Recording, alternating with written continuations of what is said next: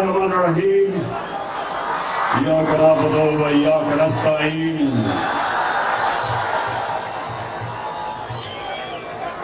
سب سے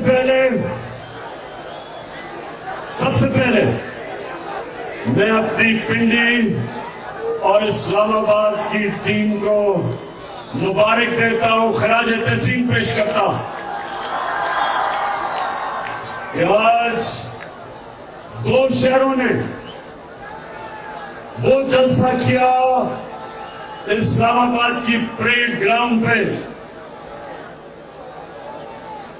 جو اسلام آباد اور پنڈی کی تاریخ میں ماشاءاللہ اتنا عوام کا سمندر کبھی نہیں دیکھا.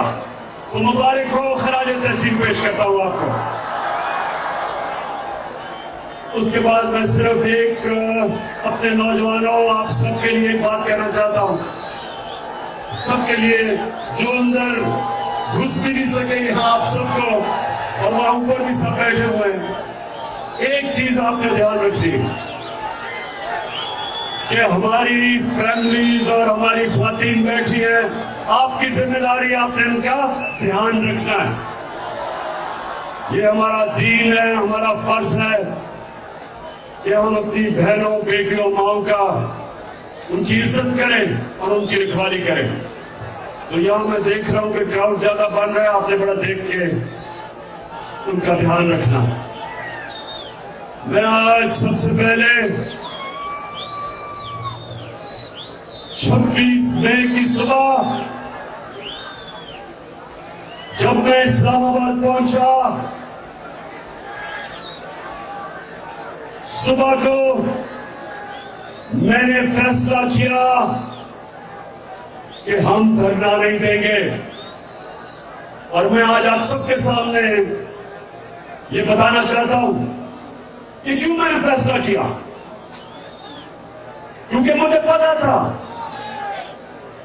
کہ اس دن جس طرح آج عوام کا سمندر آیا ہے، اس دن شام کو عوام کا سمندر میں آنا تھا. اور مجھے پتا تھا کہ لوگوں میں غصہ تھا اپنی پولیس کے خلاف اور رینجرز کے خلاف کہ انہوں نے صرف نوجوانوں کے اوپر شیلنگ نہیں صرف کی، انہوں نے عورتوں اور بچوں کے اوپر بے دردی سے جس طرح انہوں نے ظلم کیا. مجھے یہ پورا علم تھا کہ اس دن شام کو انتشار ہونا تھا، اس دن شام کو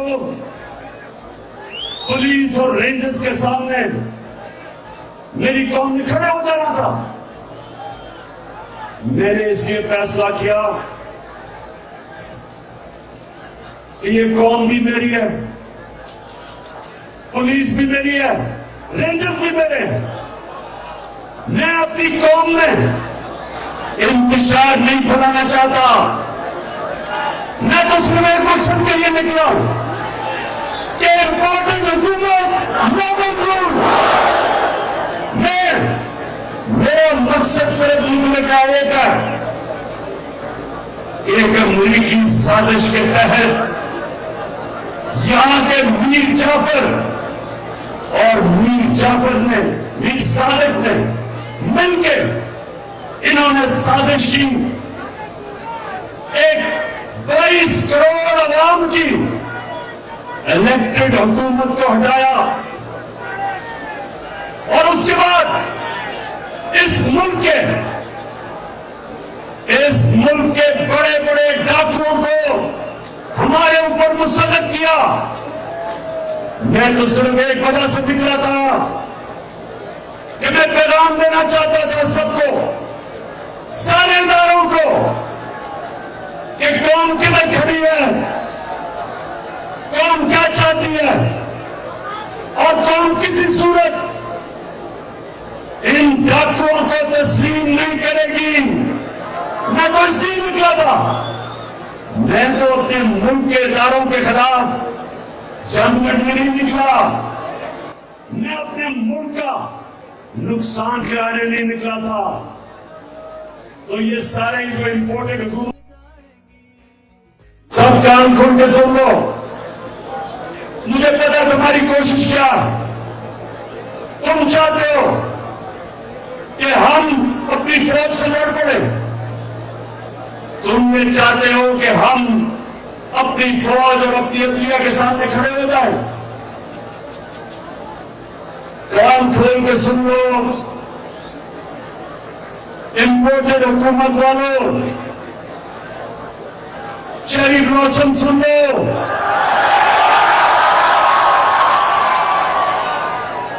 آصف زرداری ملک کی بیماری سن لو. سلمان ڈیزل سن لو کہ ہمارا جینا مرنا پاکستان میں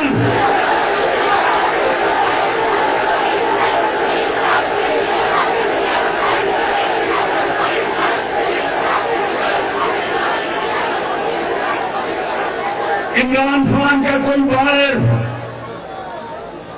محلات جائیدادیں بزنس کاروبار عمران خان کا کچھ باہر نہیں ہے.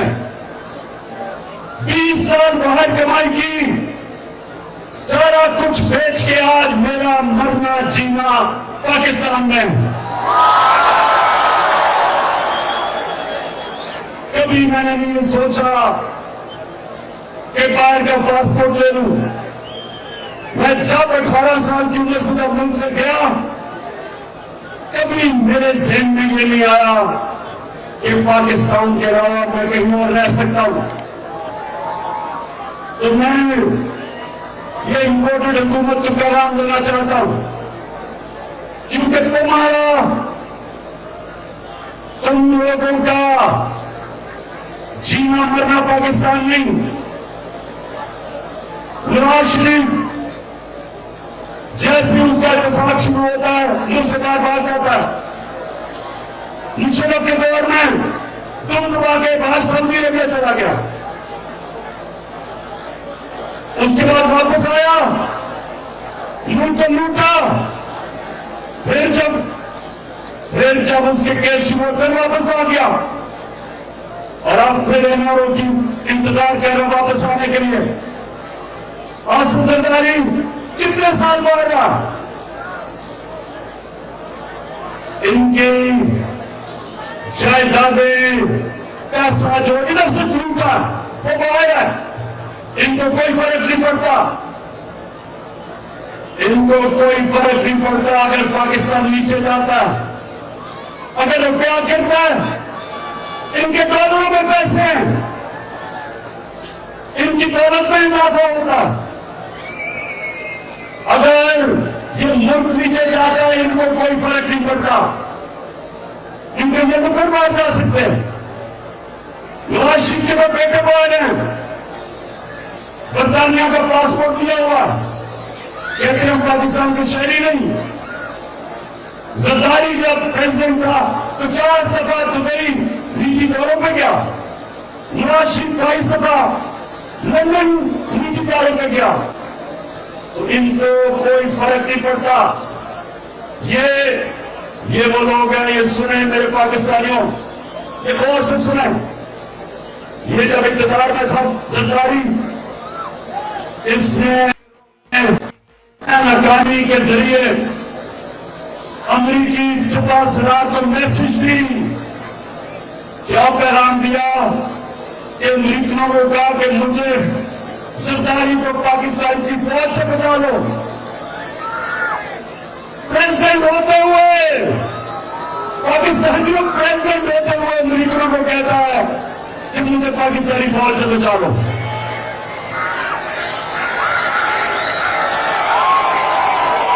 اور دوسری طرف یہ سنا ذرا, دوسری طرف نواز شریف نے ہندوستان سے وہ گیا, ہندوستان میں اس سے کشمیری ہوریت کو نہیں ملا کہ میرے اندر مودی ناراض نہ ہو جائے. اور کھٹمنڈو میں جب چھپ کے ساتھ کی میٹنگ کی نریندر مودی سے تو پھر فوج سے بچ کے کی کشمیریوں پر وہ ظلم کر رہے تھے، کشمیریوں پر ظلم کر رہے تھے نریندر مودی کی حکومت، اور یہ مودی کو گھر کے شادی پہ بلا رہا تھا۔ تو ہمیں پاکستانیوں، ہم جانتے ہیں ان کا کوئی فکر نہیں پڑتا کہ پاکستانی جتاتا ہے۔ اس لیے جب میں نے فیصلہ کیا کہ میں دھرنا نہیں دوں گا، وہ اس لیے کیا کہ ہمارا جینا مرنا پاکستان میں، ہماری فوج، ہمیں ضرورت ہے ایک طاقتور فوج کی، اس ملک کی ضرورت ہے، اور ہمیں پولیس، اگر پولیس نے تو ظلم کیا، وہ ساری پولیس ایسی نہیں ہے، اور اس کے اوپر میں بات کروں گا، لیکن مجھے یہ پتا تھا کہ اگر میں اس دن دھرنا دے دیتا، لیکن پاکستانیوں آج نوجوانوں خاص طور پہ آپ نے بات سنی، میں نے اس لیے آج آپ سب کو یہ دعوت دی کہ میں یہ ثابت کرنا چاہتا تھا کہ اگر یہ 25 کو ظلم نہ کرتے، پولیس چھاپے نہ مارتی، ٹیئر گیسنگ نہ کرتی، راستے نہ روکتی، تو اسی طرح عوام کا سمندر آنا تھا اسلام آباد، اور عوام کے سمندر نے صرف ایک چیز کہنی تھی، انہوں نے صرف ایک نعرہ لگانا تھا، امپورٹڈ حکومت نہ منظور، کیونکہ قوم نہ یہ امریکہ کی سازش تسلیم کرتی ہے، اور نہ ان ڈاکوؤں کو جو 30 سال اس ملک کا پیسہ لوٹ رہے ہیں، نہ ان کو تسلیم کرتی ہے، اور ہم سب کو اپنے سارے ملک کے اداروں کو پیغام دینا چاہتے تھے، پرامن احتجاج کر کے جو ہمارا حق ہے، انہوں نے ہمیں وہ احتجاج نہیں کرنے دیا، اور آج ساری قوم دیکھ لے کہ صرف یہاں نہیں ہماری قوم جمع، پشاور میں لوگ جمع ہوئے، آج لاہور میں 4 جگہ پہ جمع ہوئے، کراچی میں، ملتان میں، پاکستان میں ہماری قوم نکلی ہوئی ہے، اور آپ کو اداروں کو ایک پیغام دے رہی ہے کہ پرامن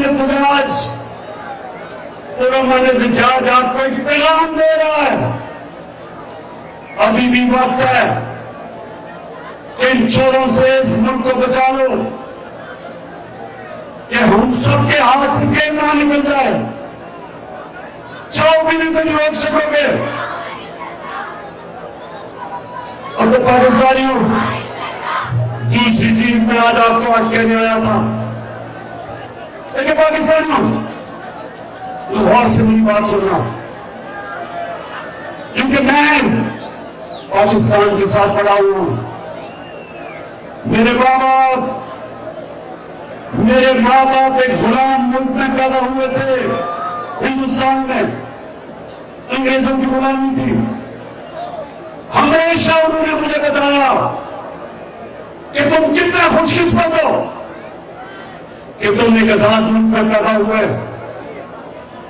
تو میرے نوجوانوں، سب سے پہلے مجھے آپ کو یہ سمجھانا ہے کہ کیوں ہمیں آزادی چاہیے تھی انگریز سے، کیوں قائد اعظم نے کیوں جدوجہد کی تھی ایک آزاد ملک کے لیے، کیونکہ انگریز کے زمانے میں تو بہتر قانون چلتا تھا، نظام بہتر چلتا تھا، ہمارے بڑے بتاتے ہیں چوری کم تھی، قانون کی بالادستی تھی، بہتر تھی، تو کیوں ہم نے آزادی مانگی؟ ہم نے آزادی سنو پاکستانیوں، ہم نے اس لیے مانگی کہ ہمارا اللہ سے دعویٰ ہے کہ لا الہ الا اللہ ہمارا اللہ سے دعویٰ کہ اللہ تیرے سوا ہم کسی کے سامنے نہیں سر جھکاتے. علامہ اقبال نے جو شاہین، اقبال کا شاہین کیا تھا؟ اقبال کا شاہین تھا جو زنجیریں توڑ کے اوپر چلا جاتا تھا، پرواز اوپر تھی. کوئی قوم، کوئی غلام قوم بڑے کام نہیں کر سکتی. غلام قوم اچھے غلام رہتے، صرف آزاد قومیں بڑا کام، بڑا نام بناتی. اور ہمارا جو پاکستان بنا تھا، قرارداد مقاصد میں ہم نے کہا تھا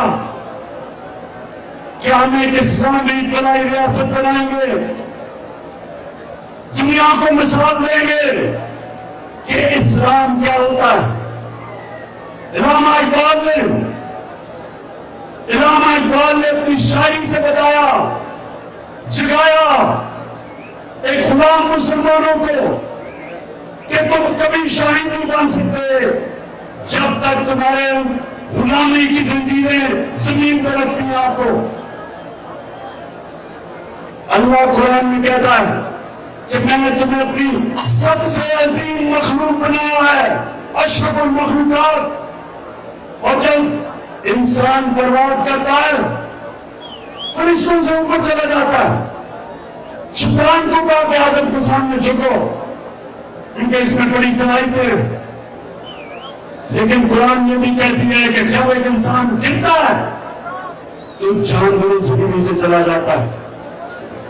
مولانا رومی نے جو کہا کہ جب اللہ نے تمہیں پار دیے چونٹیوں کی طرح ریل رہے ہو زمین پہ، تو لا الہ الا اللہ زنجیریں توڑ دیتا ہے، انسان کو اوپر لے جاتا ہے، چھوٹے انسان کو بڑا انسان بنا دیتا ہے، انسان میں غیرت دے دیتا ہے.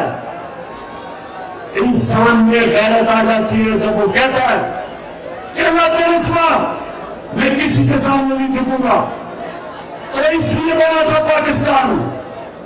ہم انگریز کی غلامی سے آزادی چاہتے تھے، لیکن قائد اعظم نے کہا کہ ہم یہ نہیں چاہتے کہ انگریز کی غلامی کے بعد ہندوؤں کی غلامی کریں. اس لیے پاکستان بنا تھا. لیکن آج ہم نہ ہندوؤں کی غلامی کر رہے ہیں نہ انگریز کی.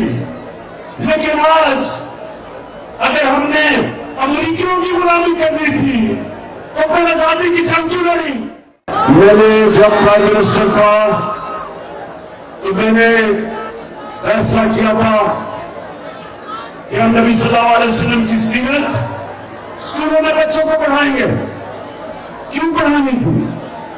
اس لیے کہ ہمارے بچوں کو پتہ چلے کہ وہ مدینہ کی ریاست میں کیا انقلاب آیا تھا کہ دنیا کی تاریخ بدل گئی. تو پاکستانیوں نے سنا بات کہ انہوں نے لوگوں کو آزاد کیا تھا، اور وہ آزاد لوگ انہوں نے دنیا کی امامت کی تھی. تو ہم جو آج پاکستان میں ہم جو نکلے ہوئے ہیں، ہم صرف پیغام میں پہنچانا چاہتے ہیں کہ یہ امریکیوں کے غلاموں کو، ان چوروں کو یہ قوم کبھی تسلیم نہیں کرے گی.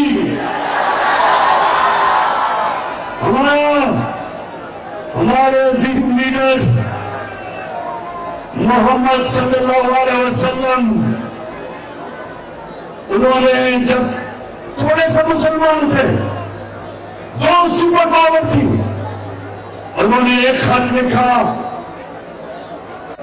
ایک سپر پاور کو، رومن ایمپائر کو، دوسرا جو پرشین ایمپائر تھا، انہوں نے پیغام دیا. یہ نہیں کہا کہ ہمیں امداد چاہیے، انہوں نے کہا کہ میں اللہ کا پیغام لے کے آیا ہوں، اگر تم اس پیغام پہ چلو گے اپنی بہتری کے لیے، نہیں چلو گے تمہاری بربادی ہے. اور یہ 628 اور 638 کے 2 خط لکھے تھے انہوں نے، اور وہ 10 سال کے بعد دونوں سپر پاور گھٹنے ٹیک گئی تھی. یہ تاریخ کا حصہ. لیکن میں آج چاہتا ہوں فیصل روزانہ ویڈیو چلاؤ کہ جو آج کل کے ہمارے حکمران ہیں وہ کیا کہتے ہیں، ہم اپنے نبی کی امت ہیں، لا الہ الا اللہ. اب یہ ذرا سنیں. میں آیا ہوں تو آپ سنیں کہ شاید امام نہیں آیا، میں امام نہیں آیا لیکن مجبوری ہے.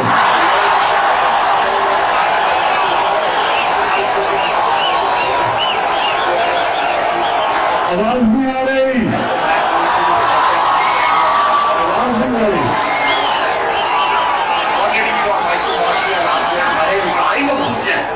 یہ سارے وینٹیلیٹر جو ہے نا یہ لگے ہوئے ہیں امریکہ کی مرضی سے لگے ہوئے ہیں. امریکہ چاہتے ہیں سارے کے سارے جو اپنے ڈرپس لگی ہوئی ہیں جو وینٹیلیٹر لگے ہیں سارے کے سارے آف ہو جاتے ہیں.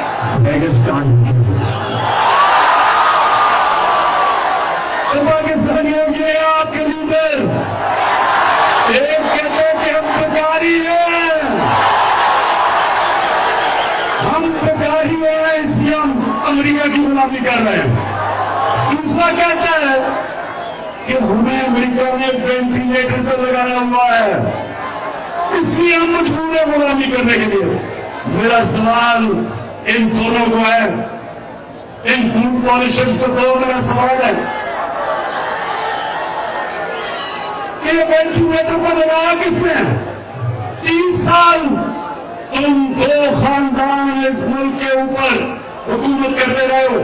30 سال تو 30 سال تم نے حکومت کی ہے تو وینٹیلیٹر پہ کس نے لگایا ہے؟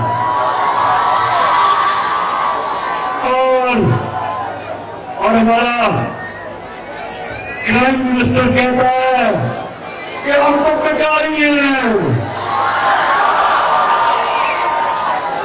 اب مجھے یہ بتاؤ، اب یہ ذرا پاکستانی کے بتاؤ کہ کہاں قائد اعظم محمد علی جناح، کہاں پاکستان کا نعرہ کہ پاکستان کا مطلب کیا،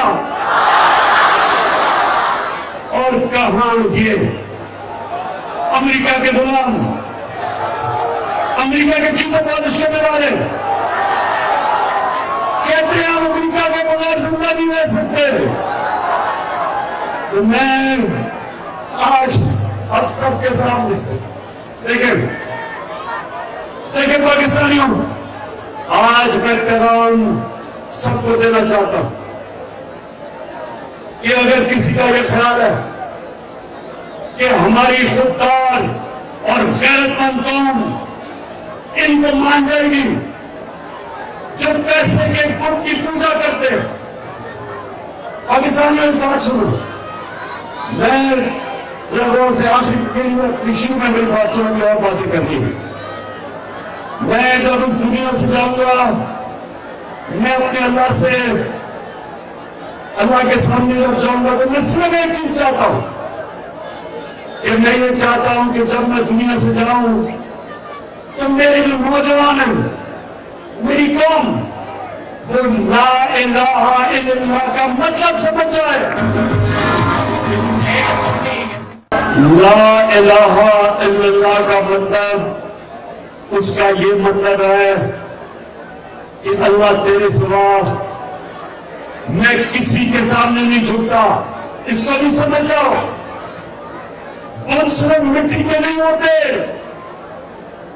یہ نہیں کہ مورتی ایک بت اور اس کی صرف پوجا کرنا شرک ہے.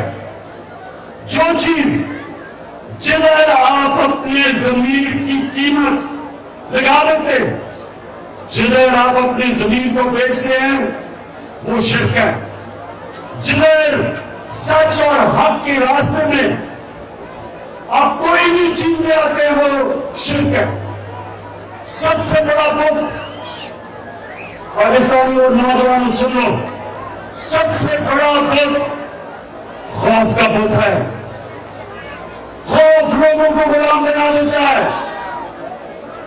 کبھی آج تک کوئی قوم، کوئی कोई कौम बड़ी कौम नहीं बड़ी जब तक वो अपने खौफ के ऊपर काबू नहीं पाती। नबी सल्लल्लाहु अलैहि वसल्लम के जमाने में तारीख का हिस्सा मुसलमान थोड़े से नहीं थे, हथियार भी उनके पास जदीद हथियार नहीं थे, लेकिन वो सारी दुनिया पे आधी दुनिया के ऊपर छा गए क्योंकि वो आजाद लोग थे। वो वाकई किसी चीज वो वाकई किसी किस्म का शिर्क नहीं करते थे। पैसे का होता है, लोग पैसे के सामने अपना जमीन बेच देते हो। नौकरी, अपनी नौकरी बचाने के लिए अपना जमीन बेचते। वो जो पुलिस वाले और वो रेंजर्स जिन्होंने औरतों बच्चों के ऊपर शेलिंग की, उन्होंने अपनी नौकरी को अपनी जमीन से आगे रखा।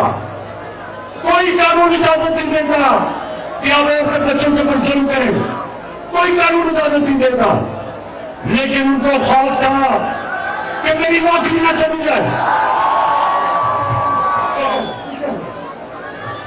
उनको ये खौफ था कि मेरी नौकरी ना चली जाए। अपनी नौकरी बचाने के लिए वो अपना जमीन का बेचते। नौजवानों, जिस दिन आप ला इलाहा इल्लल्लाह का मतलब समझ गए, आपकी परवाज ऊपर होनी शुरू हो जाएगी। अब सुने, मैं ये चाहता हूं कि मेरी कौम खुददार हो, मेरी कौम अपने पैर पे खड़ी हो, मेरी कौम कभी किसी मुल्क के सामने हाथ ना फैलाए। और मैं शबाशी का फिर से मैं दिखा रहा हूं, पहले मैं दिखा रहा हूं,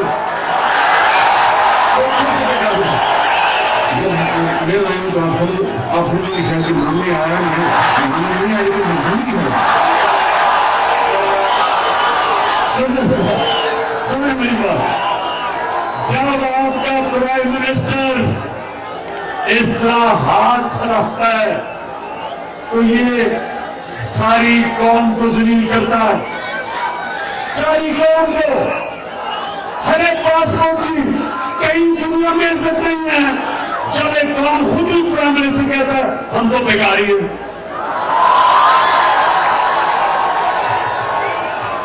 ये है बेकारी, ये पैसे के खुदा की पूजा करने वाले, इनके पैसे पड़े हैं बाहर, इनके अरबों डॉलर बाहर पड़े, इनकी जायदादें बाहर हैं, बैंक बाहर, बैलेंस बाहर है, इनकी बिजनेस बाहर है, इनकी छुट्टियां बाहर हैं, इनके बच्चे बेटे कहते हैं 3 दफा प्राइम मिनिस्टर, बेटे कहते हैं जी हम तो पाकिस्तान के शहरी नहीं, हम तो बरतानिया के शहरी हैं। बेटे ऐसे कहते हैं जैसे ये बरतानिया की मालिक के आगे घर में पैदा हुआ है, कार बिल्डिंग में नहीं पैदा हुआ है। तो पाकिस्तानियों, ये मैं आज आपको इसलिए बुलाया कि मैं चाहता हूं कि हमारी कौम खुदार को हम बने। हम कभी इस तरह के चोरों के सामने ये हमारे ऊपर मुसलत ना हो। अच्छा, दूसरी चीज, अब सुने, पहले तो तकलीफ हुई कि अमेरिका ने साजिश की, अमेरिका ने साजिश की। सुने, ये भी मैं आपको बताता हूं। पहली तकलीफ तो अमेरिका ने साजिश की। दूसरी तकलीफ क्या कि साजिश करके इस कौम की इतनी बड़ी तौहीन की कि इस मुल्क के बड़े बड़े डाकू को हमारे ऊपर मुसलत किया। अब मैं आपको इसलिए दिखाना चाहता हूं कि मैं सिर्फ इनको डाकू नहीं कह रहा, मैं तो 26 साल से पॉलिटिक्स में आया था, इनके खिलाफ जहाद लड़ना, चोरों के खिलाफ। लेकिन मैं आज आपको बताना चाहता हूं कि ये एक दूसरे के बदले में क्या कहते थे। باہر کے اخبار ان کو کیا کہتے ہیں؟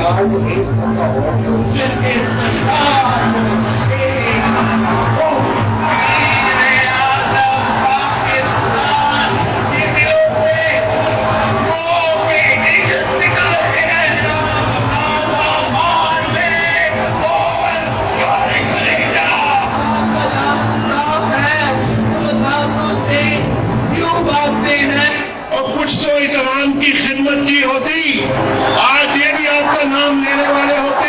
مولوی نواز شریف سمجھیے کہ مولوی اسلام الحق کی سیاست چاہتے ہیں۔ ان کے دلوں میں اپنے نہیں سوچ جو صرف روحانی ہے، اپنے گرمان میں جھانکنے والی باتیں آپ سے کچھ نہیں ہوتا سوائے پائے کھانے کے، سوائے روٹیاں توڑنے کے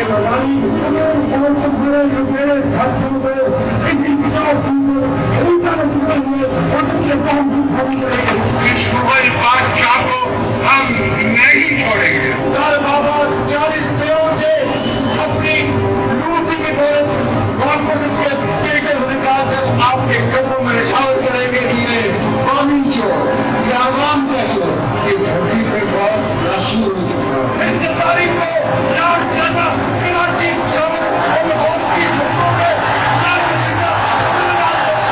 اس ملک کا خطرہ اور کسی سے نہیں ہے، یہ جاتی قوت کے حدود و رحمان دن سے خطرہ ہے۔ میرا وعدہ ہے کہ ایک انتہائی ان کی ہوئی آپ کو دولت واپس لاؤں گا، آپ کے قدموں میں نشاور کروں گا۔ آپ نے ہمیشہ ہمارے پیٹ میں سورہ پڑھا ہے۔ بھائی صاحب میں نے آپ اپنی کرپشن کا قوم کو حساب دیں۔ آپ سے ڈر ہی رہے۔ ہم تو سرکاری صاحب آپ کے اوپر کوئی اعتبار نہیں ہے، آپ جوابین کا چھپا کر کیا دیں، آپ کے اوپر کوئی اعتبار نہیں۔ آپ نے اسٹیبلشمنٹ کے ساتھ مل کے ہماری پیٹھ میں چورا پھونکا، تو اب اس دفعہ ہمارا ارادہ ہے کہ چاہے کچھ بھی ہو جائے آپ سے سنا نہیں ہو سکتا، آپ سے ڈر ہی رہے کہ آپ سیاسی نہیں ہیں۔ کسی مسئلے میں کی بات چلی جائے، کسی مسئلے کی بات چلی جائے تو آپ کو جائے گا کبھی کبھی مشہور ہے شروعات سے بھی آپ اس منہ سے جاؤ گے غالب، شرم تم کو پھر نہیں آتی۔ جی کوئی میں نے غلط تو نہیں کہا کہ یہ ایک دوسرے کو 20 سال سے کہہ رہے تھے چور ہے، کیس کی ایک دوسرے کے اوپر، انہوں نے ایک دوسرے کے اوپر کیس کیے، زرداری کو جیل میں ڈالا نواز شریف نے 2 دفعہ چوری پہ، اور آج سارے اکٹھے ہو گئے ہیں، سارے اکٹھے ہو گئے ہیں اور مل کے پاکستان کا خون چوسنے آئے ہیں۔ بلکہ میں نے یہ تو آپ نے پاکستانی دیکھے، باہر کے اخباروں میں، باہر کی کتابوں کے اندر دونوں کی چوریاں لکھی ہوئی ہیں، ان کے اوپر BBC کی چوری کی فلم بنی ہوئی ہے۔ تو میرا آج پاکستان کے اداروں سے سوال ہے کہ کیسے آپ نے ان ڈاکوؤں کو ہمارے اوپر مسلط ہونے دیا؟ The shooting family business for the Islamabad group grew from humble origins to become one of the country's largest enterprises. With some of the Sharif family mills are now almost derelict, at the start of the 90s they prospered, with methods that were as farcical as they were illegal. What Malik investigated and put before the court were allegations that the family, having moved money out of Pakistan in good times, were now bringing it back when they needed it. یہ ذرا باہر کے اخباروں میں دیکھ لیں کہ pant house finance کا مطلب ڈاکو، یہ دیکھیں سو یہ باہر کے اخباروں میں ان کی چوریاں، باہر کی کتابوں کے اندر ان کی چوریاں کے اوپر لکھا ہوا ہے۔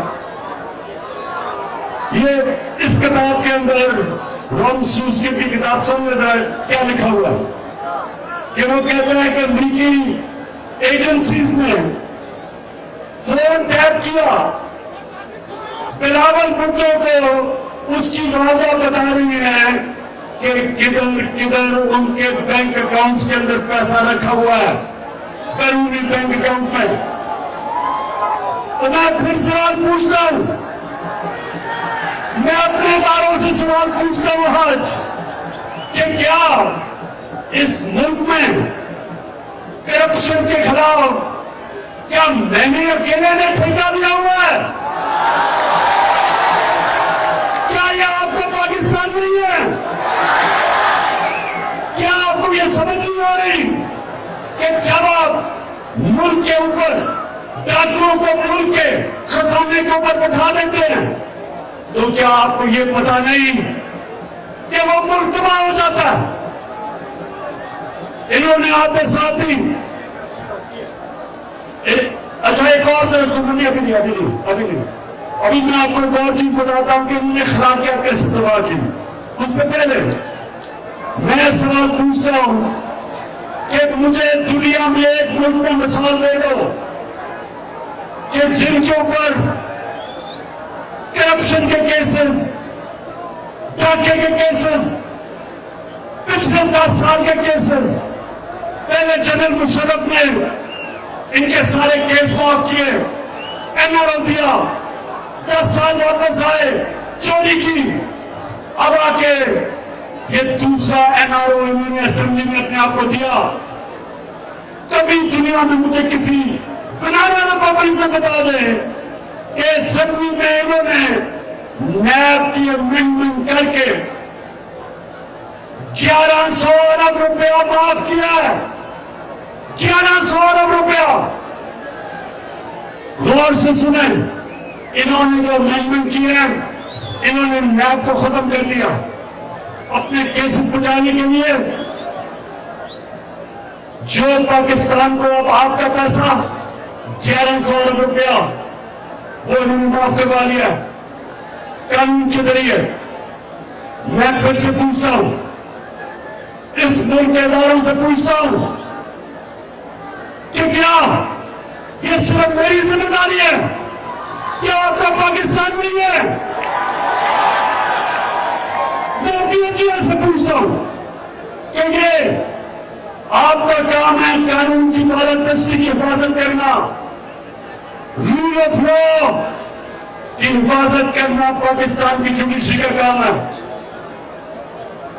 میں عدالت میں گیا ہوں، چیلنج کیا میں نے نیب امینڈمنٹس، لیکن میں بڑے احترام سے پوچھتا ہوں کہ کہیں ایسا ہوا ہے آج تک کہ آپ جا کے اپنے کہیں ہوا ہے کہ منصف قاضی بن جائے؟ کیا کہیں ایسا ہوا ہے کہ 16 ارب روپے کے ایف آئی اے کے کیسز شہباز شریف کے اور وہ ایف آئی اے کے اوپر بیٹھ جائے اور اپنی کیسز ختم کروا دے، گواہ مروا دے؟ کہیں دنیا میں ہوا ایسا؟ کہیں ایسا ہوا کہ نیب کی امینڈمنٹس کر کے اس ملک کے قوم کے پیسے 1100 ارب روپے کا ڈاکہ پڑے؟ یہی 1100 ارب روپیہ، یہی 1100 ارب روپیہ پیسے کھا جاتے ہو؟ ٹھہر جاؤ اس کو 1100 ارب روپیہ، اگر یہ اس سے آدھا بھی پیسہ ہم سبسڈیز دے دیں، ہم بجلی کم کر سکتے ہیں، ہم گیس کی قیمت کم کر سکتے ہیں، ہم پیٹرول کی قیمت کم کر سکتے ہیں اور فضل الرحمان کی بھی قیمت کم کر سکتے ہیں۔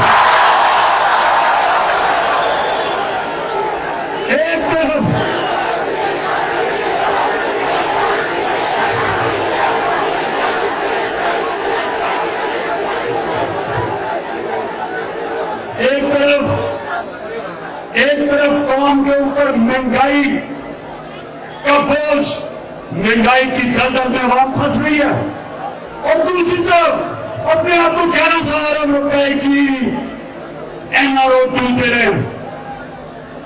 میں اپنے نیوٹرل سے پوچھنا چاہتا ہوں،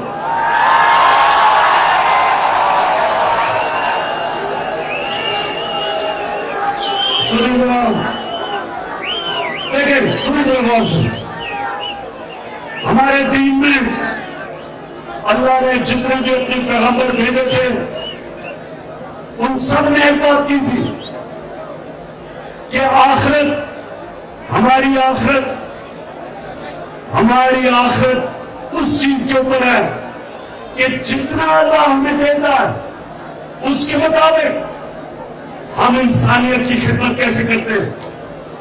جو بھی اللہ کا دین ہے، ہمارا دین، مسیحیوں کا دین، یہودیوں کا، ہندوؤں کا، جس کا بھی دین ہے، ان سب کو ایک ہی پیغام ملا تھا کہ آپ کا دنیا میں امتحان صرف ایک ہوگا کہ جتنا بھی اللہ آپ کو نوازے گا اس سے آپ انسانیت کے لیے کیا کرتے ہیں. عمران خان سے جب اپنے اللہ رب کے سامنے کھڑا ہوں گا، وہ کہے گا میں نے تمہیں اتنی شہرت دی، کھیلوں کی گراؤنڈوں میں اتنی شہرت دی، بتاؤ تم نے اس شہرت سے انسانوں کو کیا خدمت کی. اسی طرح جو عدلیہ ہے، ججز سے اللہ پوچھے گا کہ میں نے تمہیں اتنا بڑا مقام دیا میری زمین پہ انصاف قائم کرنے کے لیے، بتاؤ آپ نے میری زمین پہ انصاف قائم کیا یا نہیں؟ کیا آپ نے کمزور کو طاقتور سے تحفظ دیا یا نہیں؟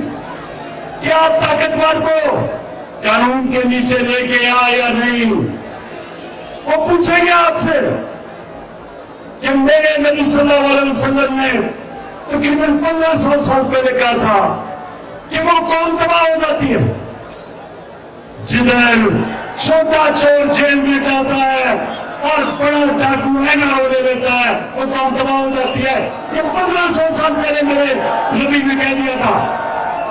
تو کیا آج میری عدلیہ سے اللہ نہیں پوچھے گا کہ یہ بیچارے جیلوں کے اندر چھوٹے چھوٹے لوگ جیلوں میں پڑے ہیں، بینز چور، موٹر سائیکل چور، وہ تو جیلوں میں ہیں. تو جنہوں نے اس ملک کو لوٹا، آپ نے کیسے ان کو NRO ٹوٹنے نہیں دیا؟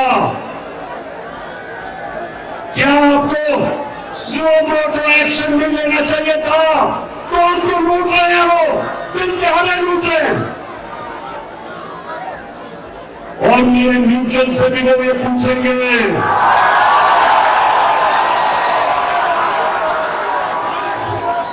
اللہ کہے گا کہ نیوٹرلز، بڑی اچھی بات آپ نے کی کہ آپ سے نیوٹرل رہنا چاہتے ہیں، بہت اچھی بات کی آپ نے، لیکن طاقت آپ کے پاس ہے، طاقت تو آپ کے پاس ہے. کیسے آپ نے ان چوروں کو ملک کے اوپر مسلط ہونے دیا؟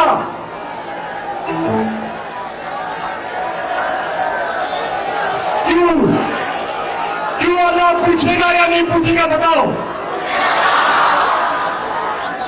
اللہ پوچھے گا، ہر کسی سے پوچھے گا کہ جو اس ملک میں اس ظلم کے نظام کو ہمارے اوپر مسلط جس نے بھی کیا، اللہ ان سب سے پوچھے گا، اللہ ان سب سے حساب لے گا. مالک یوم الدین ہے اللہ، انصاف کا خدا ہے کہ کمزور لوگ جیل میں، چھوٹے چور جیل میں، اور بڑے چور ہمارے اوپر مسلط کیے.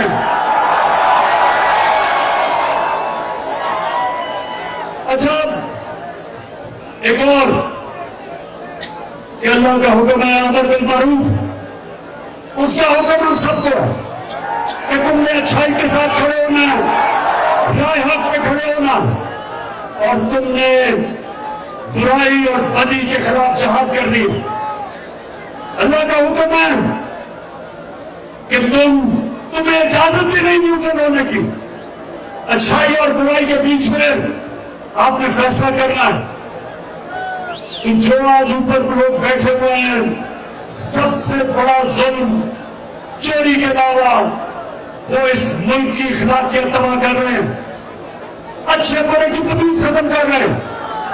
میں آپ کو چاہتا ہوں کہ وہ آپ دکھائیں ان کو ذرا بچوں ہوتی ہے ویسے کھائی جاتی ہے، یہ نیند پڑھنے دیں، اس نیند کو مضبوط ہونے دیں، یہی پاکستان کا مقدم کرے گا. جو سب سے بڑا سبق ہے وہ یہ ہے کہ آپ کو میں دنیا میں بہت سے ممالک دکھا سکتا ہوں کہ جنہوں نے ہماری جتنی کرپشن کے باوجود ترقی کر لی ہے. اب ساتھ ہی آمدن کے مطابق نہیں تو تمہیں اس سے کیا؟ نواز شریف کی پھر عدلیہ میں نکتہ چینی.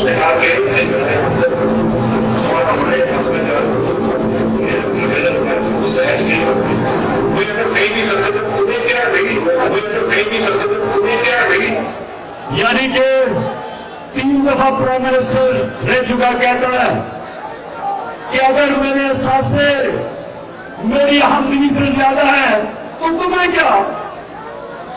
تو میرے پاکستانیوں، یہ صرف پیسے کی چوری نہیں، یہ اس ملک کی اخلاقیات، ہماری اخلاقیات تباہ کر رہے ہیں. اور جب ایک ملک کی اخلاقیات تباہ ہوتی ہے ملک تباہ ہو جاتا ہے. تو میں آج نوجوانوں سنو ذرا میری بات. اب میں آپ سب سے ایک بات پوچھتا ہوں کہ کیا یہ امپورٹنٹ سیٹ اپ، کیا یہ پاکستان کے اوپر جو مسلط کیا گیا، ذرا آج ہاتھ کھڑا کر کے بتائیں کہ کیا آپ اس کے خلاف جدوجہد کریں گے؟ ہاتھ کھڑا کر کے بتائیں. اور میں یہ چاہتا ہوں سب دیکھ لیں. میرے پاکستانیوں، آپ پورا من جدوجہد کے لیے تیار ہیں؟ پھر کھڑے کر کے ہاتھ پڑھیں. میں چاہتا ہوں یہ سب دیکھ لیں، میرے ملک کے سارے لوگ دیکھ لیں کہ یہ ملک ان چوروں کو تسلیم نہیں کرنے لگا. آپ جو مرضی کر لیں، جس طرح لوگوں کو ڈرایا جا رہا ہے. ایاز امین کو میں بات کرنا چاہتا ہوں. ایاز امین کو میں 35 سال سے جانتا ہوں. میرے اس نے تنقید کی، میرے مذاق اڑایا اس نے ان 35 سالوں میں، لیکن میں نے ہمیشہ ایاز امین کی عزت کی، کیونکہ اس نے کبھی اپنے ضمیر کا سودا نہیں کیا. وہ ایک سچا آدمی ہے،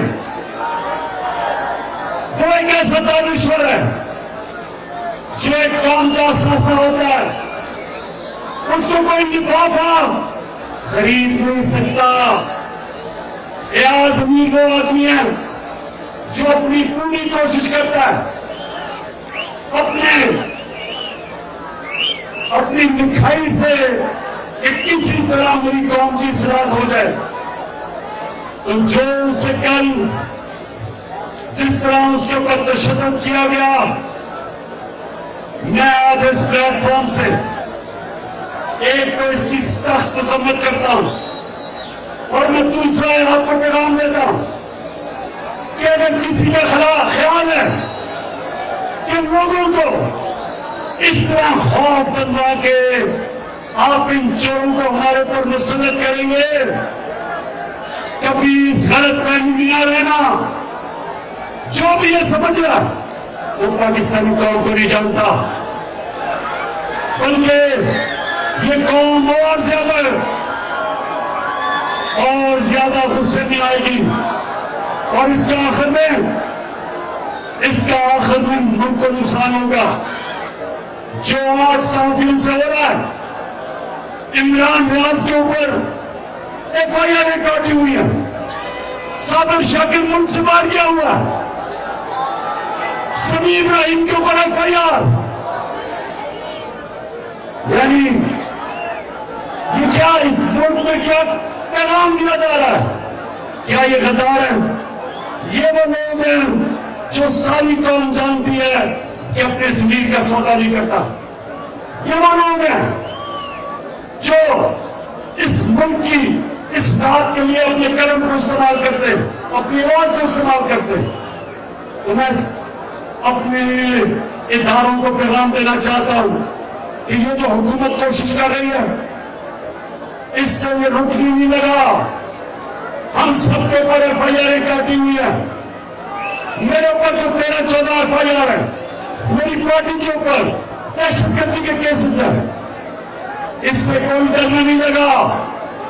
قوم یہ خوف کا پن توڑ چکی ہے. قوم پیچھے نہیں ہٹنے لگی.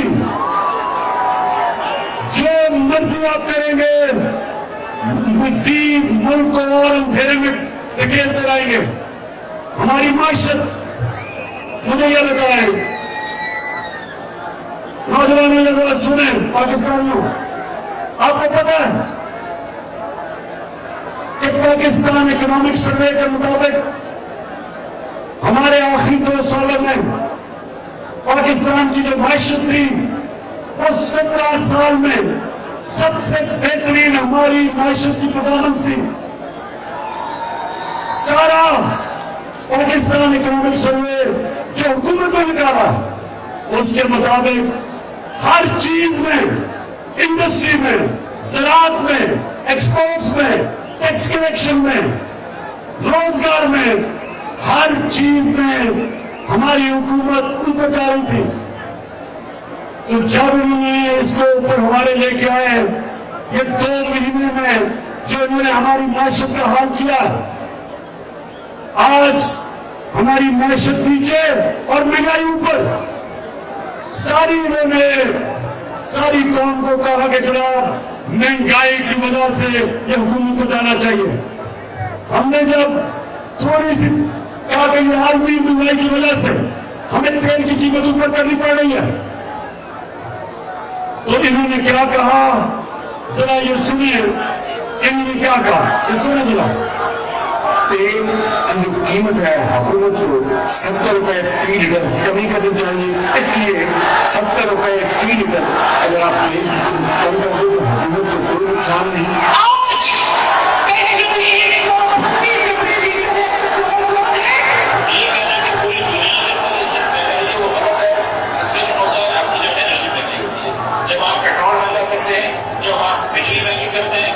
روپے فی لیٹر پیٹرول کی قیمت میں اضافہ عوام کے لیے مہنگائی کی لہر لے کر آئے گا. اس وقت 137 روپے کا لیٹر کون آدمی پاکستان میں کس کی جیب میں اتنے پیسے کی وہ خرید سکتا ہے؟ مسلم لیگ نون اور اپوزیشن پی ڈی ایم 1 پیسے کی بھی مزید پیٹرول کی قیمت بڑھانے کی اجازت حکومت کو نہیں دے گی. ڈیزل کے اوپر حکومت پاکستان کو 1 لیٹر کے اوپر 70 روپے نقصان ہو رہا ہے. اس کے اوپر 30 روپے نہیں لگنی چاہیے تھی, تو 70 اور 30 یعنی کہ 100 روپے یہیں سے بڑھنے چاہیے. اس کے اوپر سیٹیکس کرنا چاہیے. 150 روپیہ ڈیزل کا بڑھانا پڑے گا اور 100 روپیہ پیٹرول کا بڑھانا پڑے گا. پیٹرول کی پرائز بڑھائی ہے, جو ڈیزل کی پرائز بڑھائی ہے, اس سے پاکستان کو دیوانے سے بچایا ہے.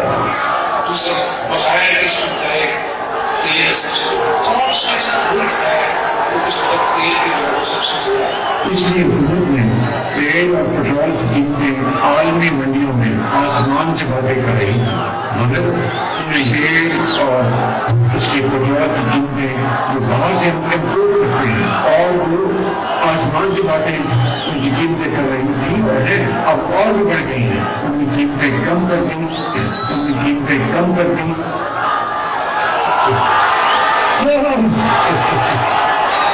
اللہ حق ہے, سچ کا خدا ہے. پہلے کہہ رہے تھے کہ جی تیل 12 روپے تیل بڑھایا, تیل کی قیمت بہت زیادہ مہنگائی کر دی, اور اقتدار میں آ کے کہتے جی انہوں نے تو تیل کی پیٹرول کی قیمت کم کی ہوئی تھی. پہلے کہہ رہے تھے میں یہ صرف آپ کے سامنے یہ پلے کر رہا ہوں کہ کیونکہ مہنگائی ان کا مسئلہ نہیں تھا, مہنگائی مسئلہ نہیں تھا, انہوں نے اپنی چوری بچھالی تھی, انہوں نے نہ تھا. اور یہ آپ دیکھ لیں کہ آج انہوں نے جو قیمتیں بڑھائی ہیں کہتے جی IMF ہے. آپ کو تو IMF صرف 2 مہینے تک رہا ہے. 2.5 سال IMF سے ہم کے ساتھ ڈیل کر رہے تھے.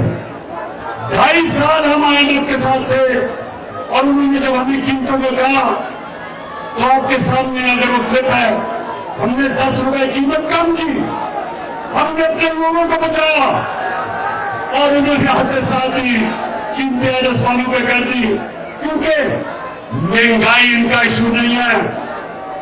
और ये अभी महंगाई और होगी। अभी तो आपका डीजल पेट्रोल बढ़ा है, अभी तो मुझे अफसोस है कि आपको बिजली के बिल आने हैं।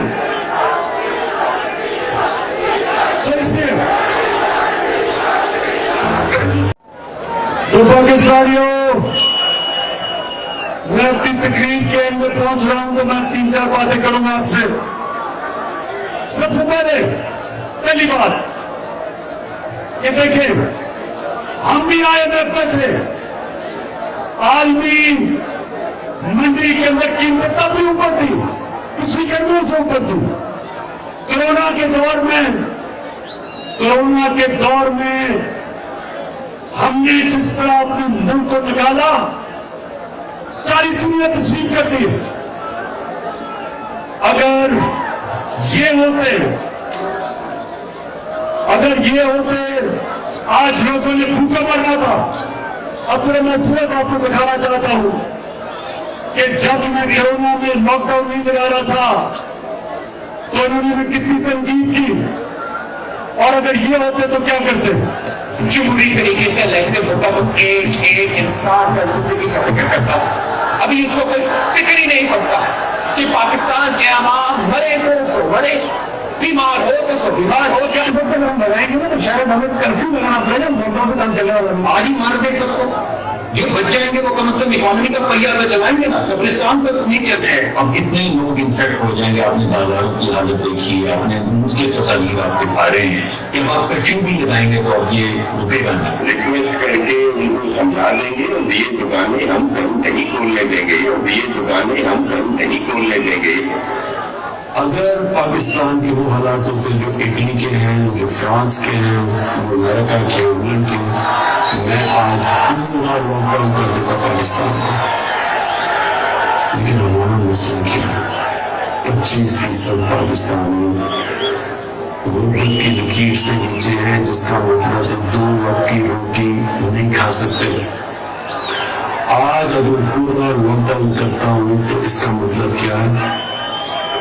इस मेरे मुल्क के रिक्शा चलाने वाले, चाबू वाले, रेडी वाले, टैक्सी वाले, छोटे दुकानदार, दिहाड़ी वाले, ये सारी घरों को बंद हो जाएंगे।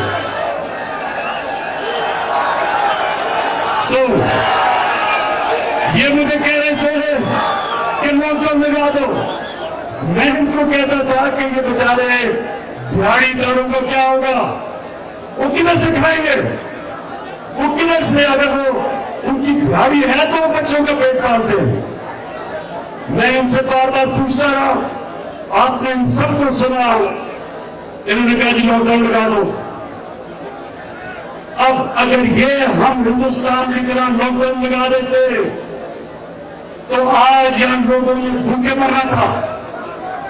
तो पाकिस्तान वो 4 मुल्कों में से था, दुनिया के 3 मुल्कों में से था जिसने अपने लोगों को भी बचाया कोरोना से, अपनी माशत को भी बचाया और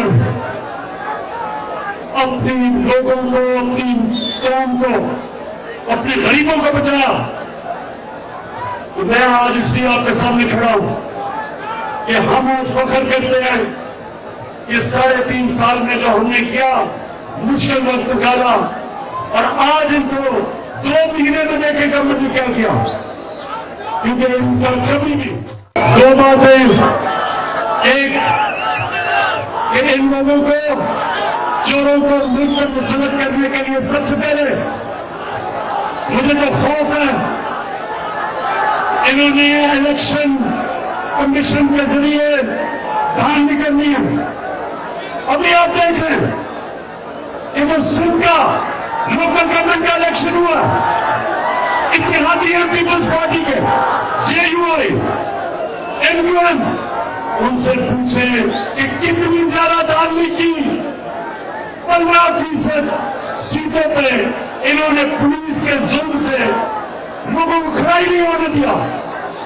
तो ये इलेक्शन कमीशन जो बिल्कुल मुतनाज़ा है, जो जानबदार है, ये अभी तो पंजाब के इलेक्शन में سب کے سامنے پولیس کا جو استعمال کر رہی ہے. ان کے نیچے کبھی صاحب اور شباب الیکشن نہیں ہو سکتے. تو ان کو اوپر مسلط کرنے کے لیے پہلے تو الیکشن میں دھاندلی کرنی ہے. ہم کہتے ہیں کہ 2 سال سے کہ ای وی ایم مشین کا استعمال کیا جائے. کیوں ای وی ایم مشین؟ کیونکہ ساری دھاندلی ہوتی ہے جیسے ہی پولنگ ختم ہوتی ہے اس کے بیچ میں جب تک رزلٹ آتا ہے اس میں دھاندلی ہوتی ہے. ہم نے اس لیے ای وی ایم مشین کا کہا تھا کہ جیسے ہی الیکشن ختم ہو بٹن دباؤ رزلٹ آ جائے. نہ الیکشن کمیشن نے آنے دیا اور انہوں نے پوری طرح جماعتوں نے اس کے خلاف پوری مہم چلائی. اور دوسری چیز انہوں نے پولیس کا استعمال ایف آئی آرز کاٹ دی ہے. انہوں نے پوری کوشش کرنی ہے کہ کسی نہ کسی طرح ان کو مسلط کریں. تو میں آخر میں یہ سب یہ کہنا چاہتا ہوں کہ جو ملک کے اوپر یہ کیا جا رہا ہے جس میں ان کو مسلط کیا جا رہا ہے کوئی دشمن بھی نہ کرے ہمارے سے. کوئی دشمن اس ملک پہ اتنا خطرہ نہ ہو جو ان کی وجہ سے آج پاکستان کو. میں اپنی تقریر ختم کرتے ہوئے اپنے پاکستانیوں کو یہ پیغام دینا چاہتا ہوں.